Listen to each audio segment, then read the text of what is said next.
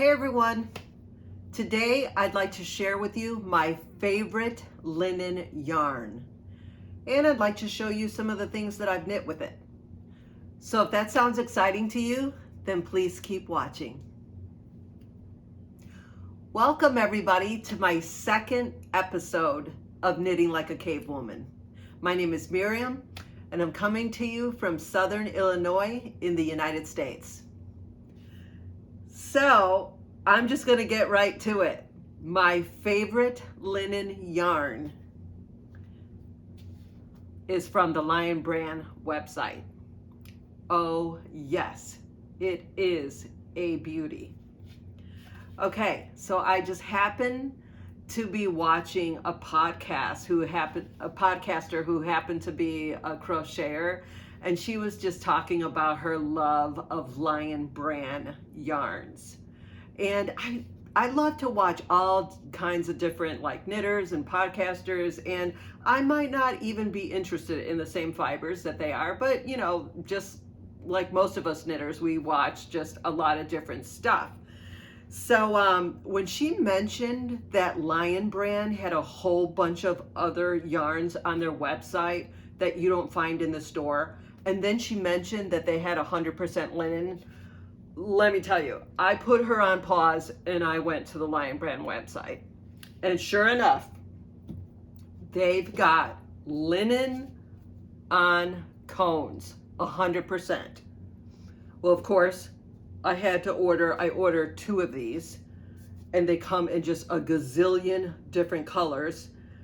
And lo and behold, when this arrived at my house, I honestly thought that they had made a mistake and that they had sent me cotton. I thought, well, this just doesn't feel like linen at all. But sure enough, the tag says 100% linen. So I was just completely perplexed. So I've honestly been wondering, and also on their website, they do say that they are also in partnership with Silk City Fibers, and that's where the linen is coming from. Now, I ended up going to Silk City Fibers and looking at their website, and honestly, there is so much yarn on there, different kinds of like blends, and I always end up going back to order from the Lion Brand website, and I'll tell you why.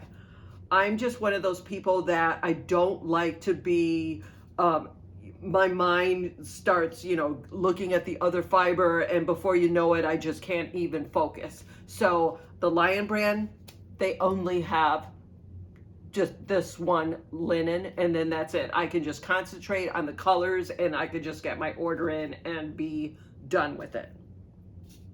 So there's 1,700 yards on this cone, which you could end up easily making 2 tank tops, maybe making 1 tank top with long sleeves on it. I end up getting 2 things off of one of these cones and still having, this cone, for example, I knit 2 items off of this, and this is what's left on the cone. So, yeah, I can probably still knit like a little small scarf or something out of it. What else was I going to say about it? I have been wondering, sometimes when companies, or when they're processing, like let's say it's when they're processing wool, and they're processing wool to go on a cone as opposed to processing wool to go on a ball. For some reason, I have heard that the processing is different when they put it on a cone, and wool, they will actually put a spinning oil into it, and some people will either wash their fiber before they knit with it, or they just like deal with it. And I have been wondering if they put something on here, because I'm telling you, it feels like cotton when you are knitting with this. But then when you go to wet it and you soak it, because you're going to block it after you've knit your item, I haven't really noticed anything in the water, like a spinning oil or anything. So I'm not sure why it just feels so soft, but I mean, it does to me. So, I mean, I don't know. You could possibly order this and not think it's soft at all. I don't know. But I do notice after it gets wet and then after I block it, it then just goes into that crispy texture of linen. But once that dries and like you pick it up and you move your garment around, it just gets all that loose and flexible and drapey. I'm not kidding you. I will probably never order any other yarn out there that's linen, because this stuff, I just cannot get enough of it. And for those of you, if you end up like, watching me and subscribing to me and watching me, you're going to hear me talk about this linen for like a long, long time. Because once it comes spring, that's it. I cannot stop knitting with this. And I kid you not, I have got so many ideas on what I want to knit with linen. And right now my creative juices are flowing and I've got some interesting stuff coming your way. So so I hope you keep watching. Okay, so that is my favorite linen yarn. Also, I just want to say this too. For those of you, if you've been out there looking for like the perfect linen yarn, and you might find that linen yarn, like all linen yarn that you come across is real splitty, that is the nature of linen yarn. You are not going to find 100% linen yarn out there that is not splitty.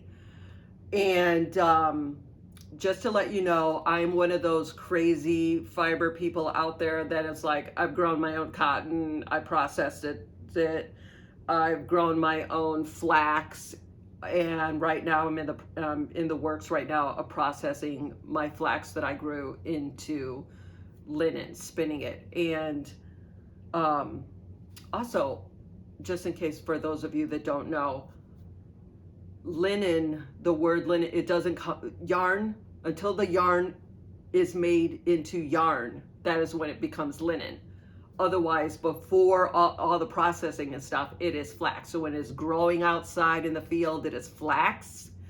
When it's going through the retting process in the water, it's still flax.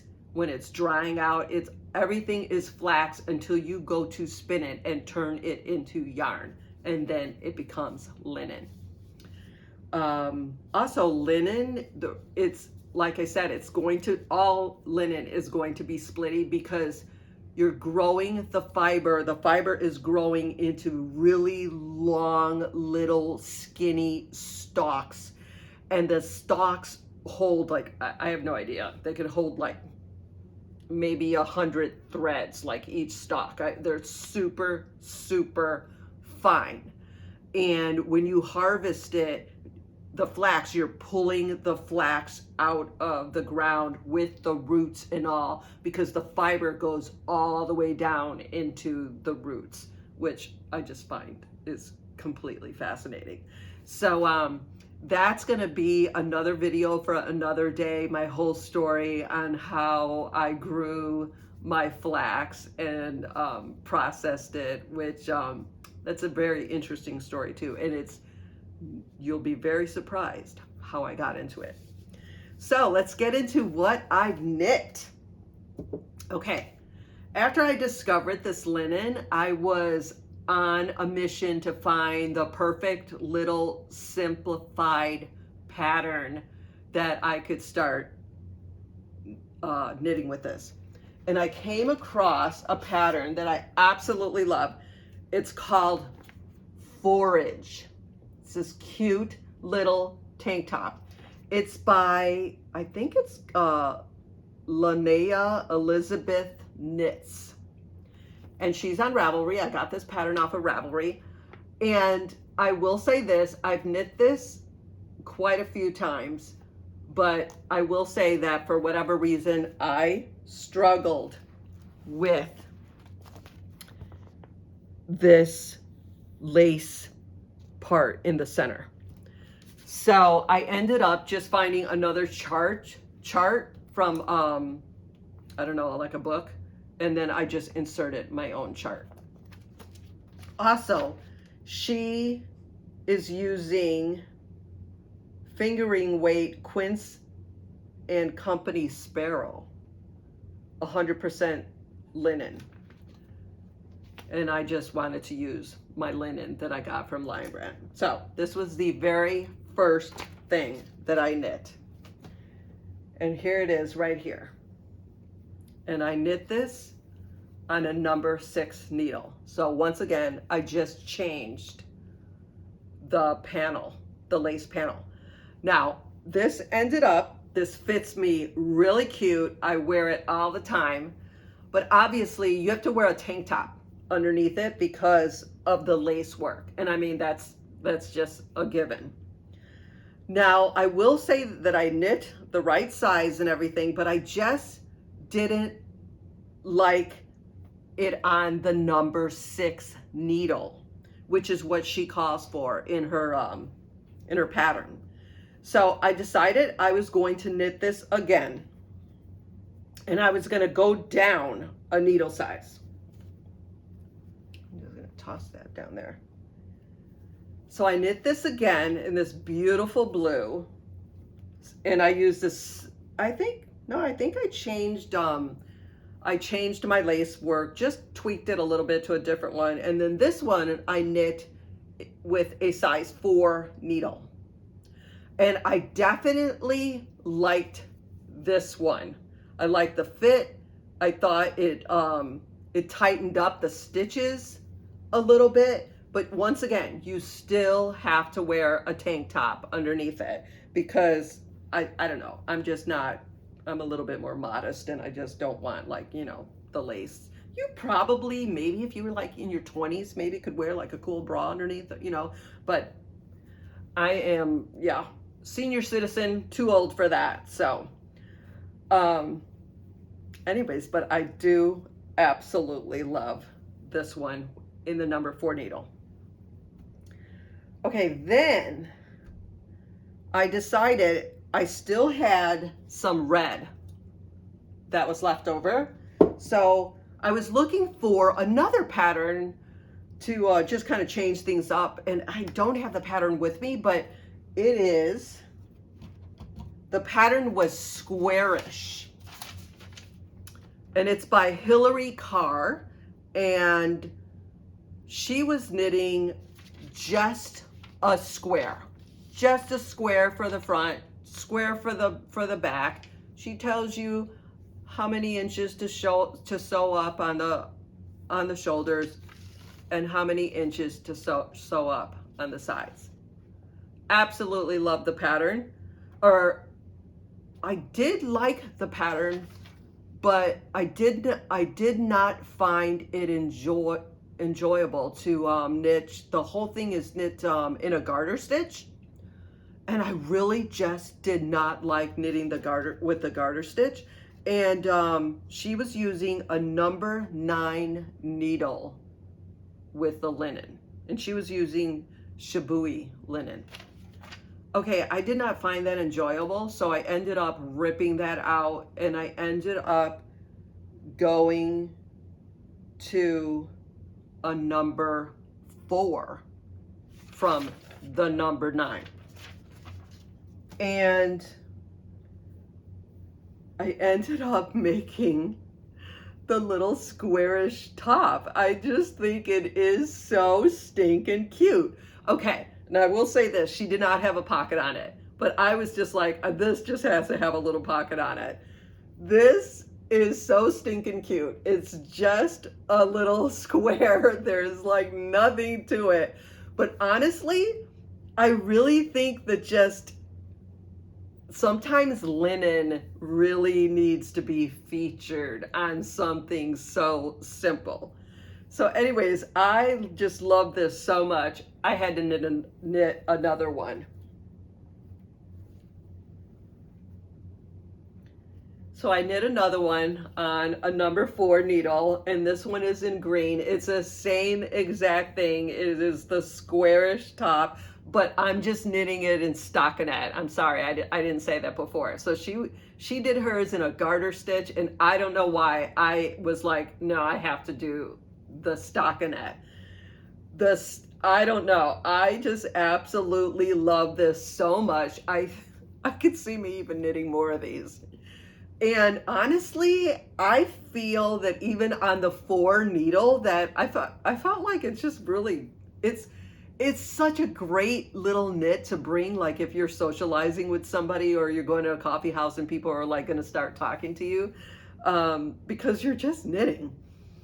And then once again, I just put a little pocket on here, and I think I just cast it on like 30 stitches, and I just knit this little pocket, and then I just did little purl stitches just at the top for like an inch.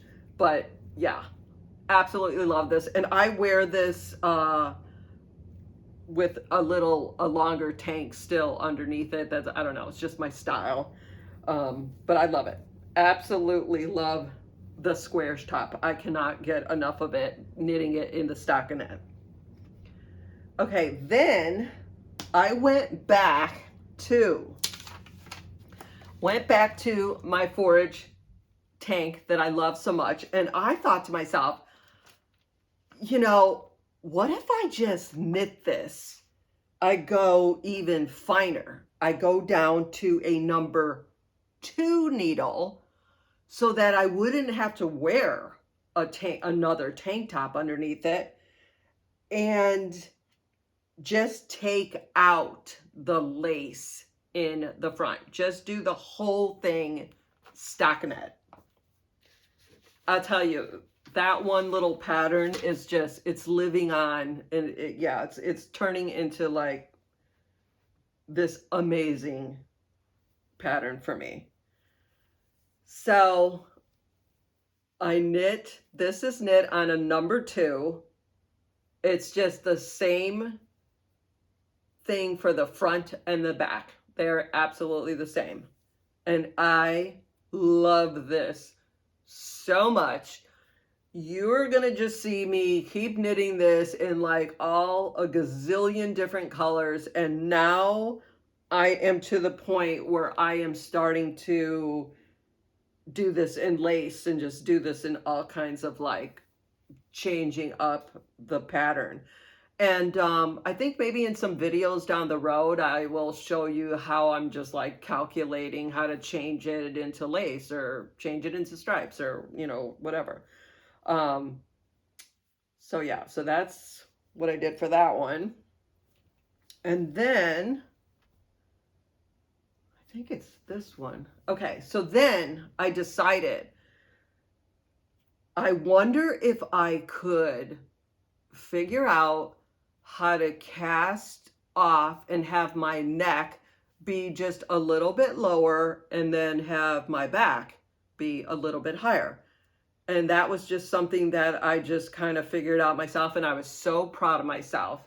So this is knit in a number 2. Once again, it's the same Lion Brand linen, but you could see that the front now comes down just like an inch lower than the back.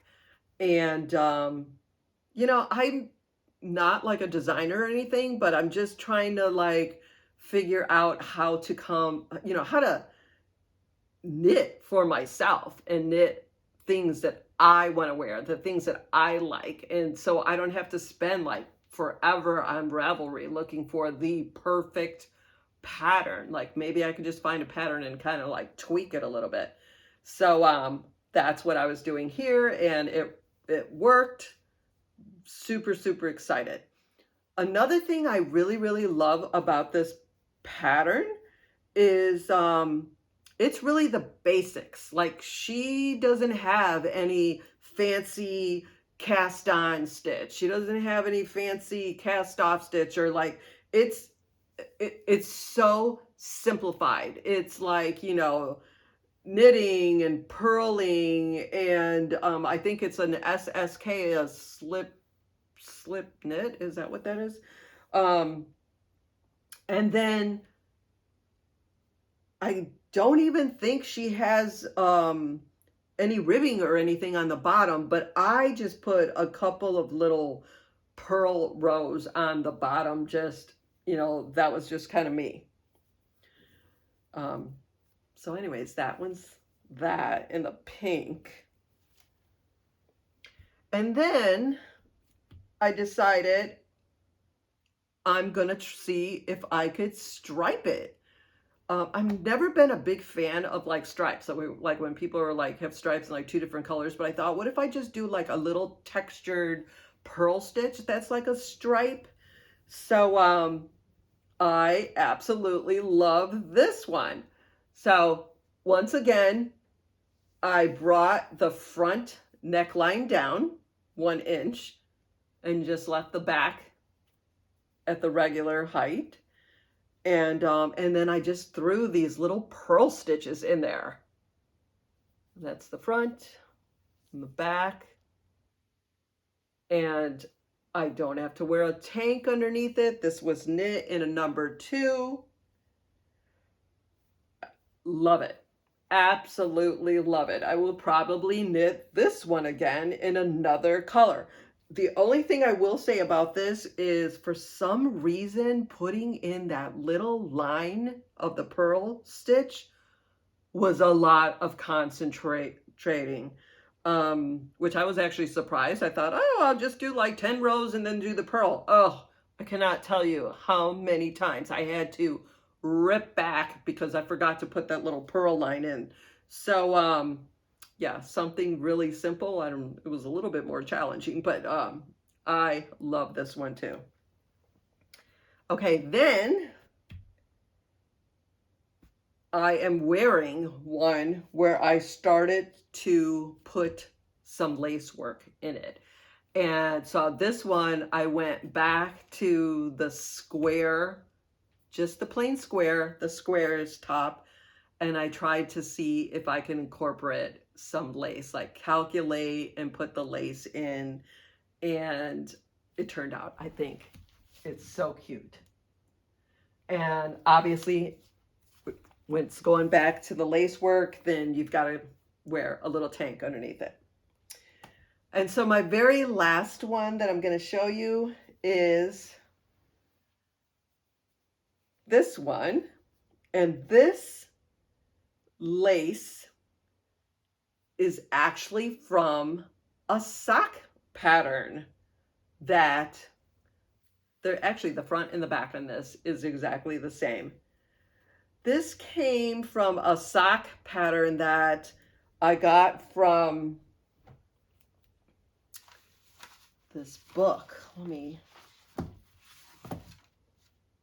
From this book, Knitted Socks East and West. It is one of my favorite sock books. It's a Japanese designer, and she has a whole bunch of like some very simplified designs in here, but then also some that are like really, really challenging. But I had discovered, I do knit a lot of socks also, and I have discovered that the simpler the lace work is, I feel that the sock or whatever you're knitting is just the yarn, especially if it's very, very fine. I think it's just featured more if it's very simplified lace work. I think if when you start doing all this work where like on the front row and then you're going back and you're still having to do all these complicated stitches, I don't know. I just don't think it just all that work that you put into it. I just don't think it like really shows off the lace. So these were the original socks that I knit with out of that book that I just, and this is the same pattern that's on this pink top. The thing I loved about this pattern so much, and I have knit so many of this design on these socks or on a bunch of socks, is, if you look closely, it has like these rows of like purl stitches, and then you knit a few rows of knit stitches, and then you go back to purl, and then you have this section of concentrated lace work.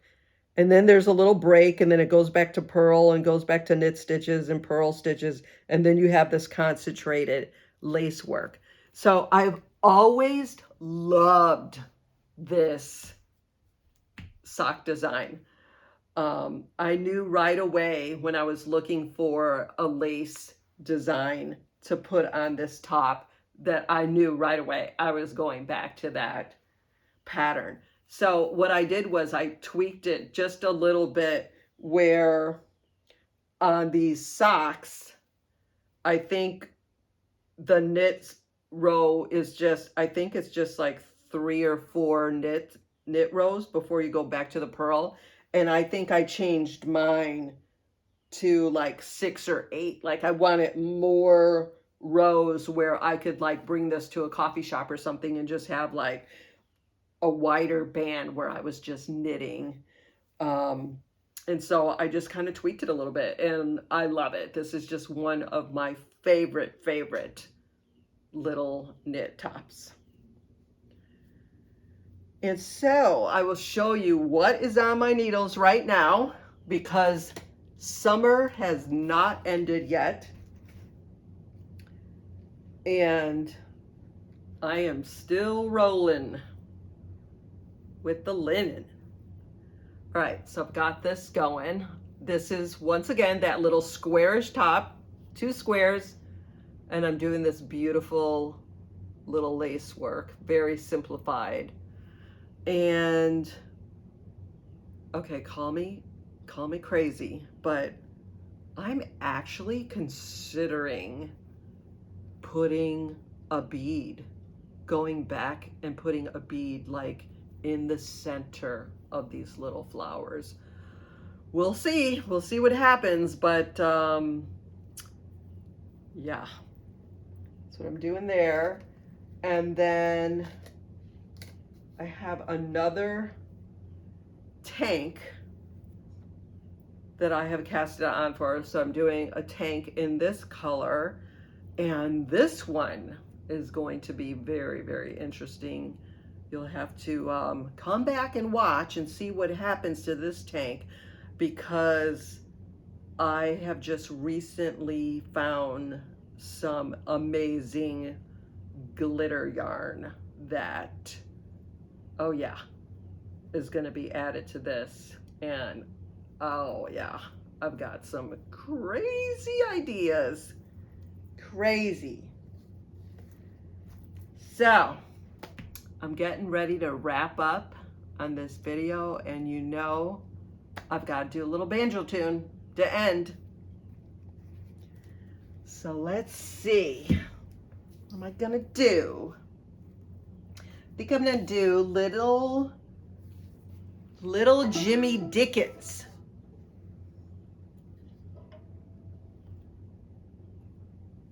And this tune is called Out Behind the Barn.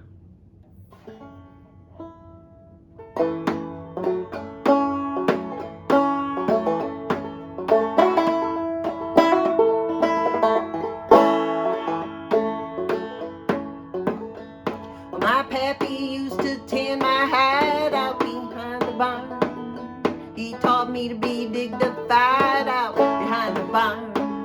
When he took his strap to me and turned me out across his knee, he sure did hurt my dignity out behind the barn.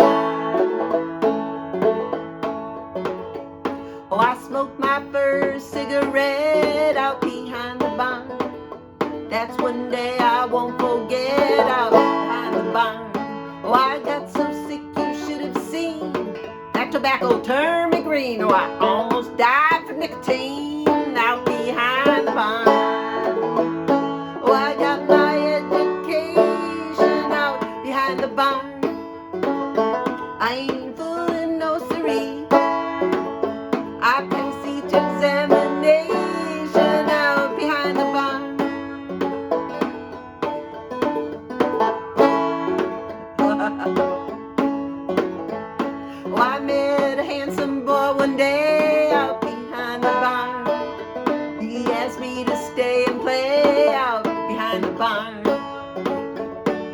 Oh, I'm forgetting the words here.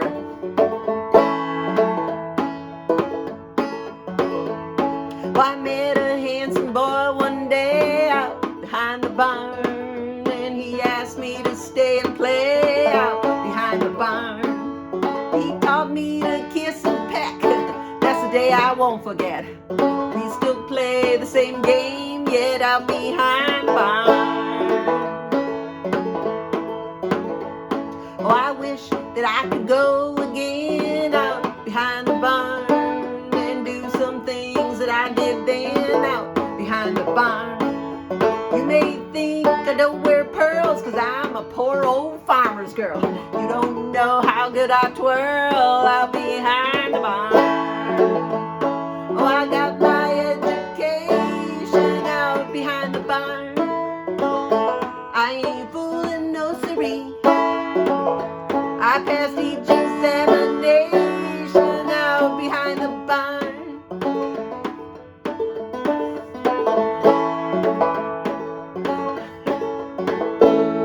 Woo!